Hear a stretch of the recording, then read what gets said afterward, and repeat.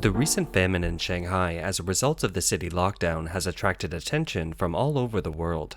Since April 22nd, the outbreak in Beijing has also started to heat up, with many districts starting to impose lockdowns and controls. Although officials have tried to assure the public by saying that there are plenty of supplies and people need not be concerned about food shortages, residents in Beijing aren't convinced, and they've snatched up even more goods.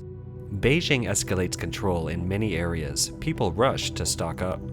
From April 22nd to 26th, Beijing officials released official notifications of the epidemic. 92 cases of infection were reported in Beijing, involving 8 districts.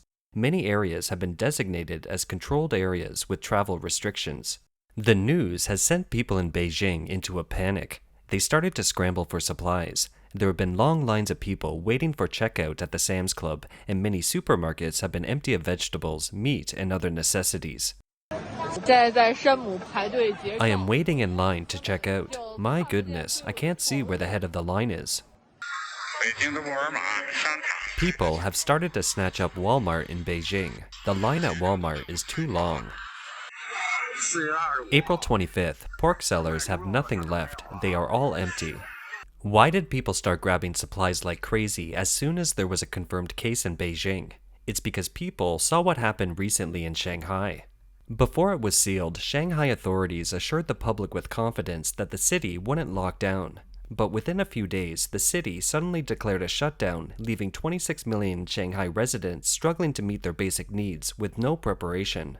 Videos released by many Shanghai residents show that people ran out of food and medicine. Some elderly people died of hunger at home. Some couldn't stand hunger and committed suicide by jumping off buildings. Some residents banged on pots and pans out of anger, and many residents shouted together late at night to vent their frustration.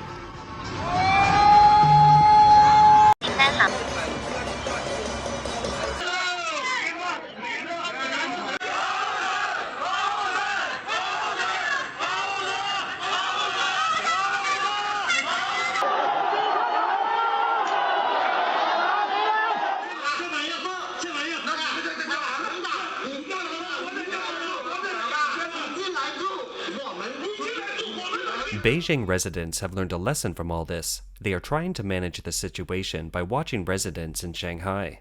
They are taking immediate action to save themselves from the misery triggered by the sudden lockdown imposed by the government. A hoarding list written by Shanghainese for people in Beijing has been widely circulated on the internet. The list includes 14 items of food and daily necessities to stock up on. At present, a widely shared phrase online goes like this: Shanghai people are waiting for supplies in the midst of the lockdown and controls, while Beijing people have stocked up in anticipation of a lockdown and controls. Another couplet posted by netizens reads, Beijing officials are directing Shanghai officials to lock down the city, and Shanghai residents are directing Beijing residents to stock up. People in Beijing get nucleic acid tests. Officials say it's a serious situation. On the afternoon of April 26th, Beijing held an epidemic prevention press conference. It was revealed a total of 92 cases of infection had been reported in Beijing from April 22nd to 26th. The actual number of cases may be higher due to the CCP's habit of covering things up.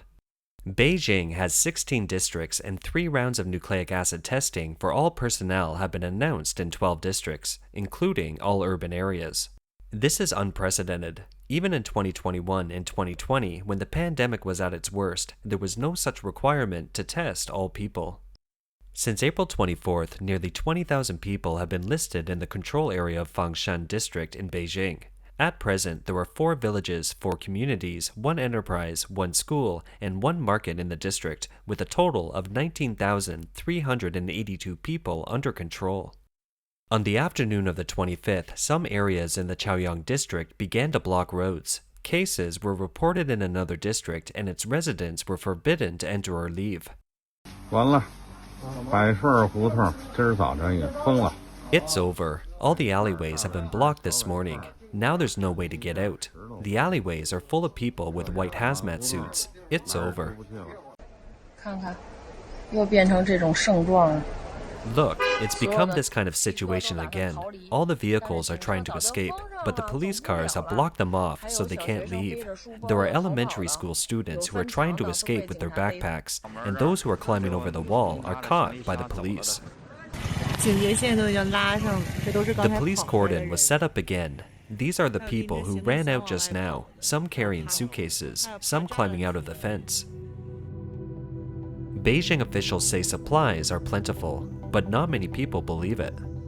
Following the rush to snatch supplies in Beijing on April 24th, the Beijing Municipal Bureau of Commerce held a press conference to reassure the public that the supply of essentials is sufficient and prices are stable, claiming Beijing's grain and oil reserves can meet residents' consumption for 30 days, so people don't need to hoard. But many Beijing residents just don't believe it, and after the official press release, people are buying up even more. On April 24th, an English-language host with China's global TV network shared a picture of herself stocking up at a Beijing supermarket on Twitter. She wrote, "It's Beijing's turn, but we're getting ready. I stocked up too. First time in 2 years. Let the hard times come." She also showed an empty shelf at the supermarket. A former CCTV reporter and host tweeted that CCTV has an internal supermarket, but it has been cleared out by the CCTV staff. There is nothing left. Despite it, CCTV anchors are sitting in front of the camera and informing the public, "People, relax, no need to hoard." There were also Chinese who pointed out that Shanghai was like this before the official lockdown, with abundant supplies and strong distribution. With the rapid and massive lockdown, the government's ambiguous instructions didn't give people enough time to prepare and stock up on supplies, causing residents to be short of everything. The tragedy that followed is well known throughout the country.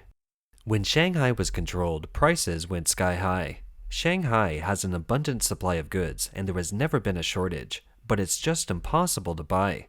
The forced control means people can't leave home and vehicles aren't allowed to be on the street. That's the real problem.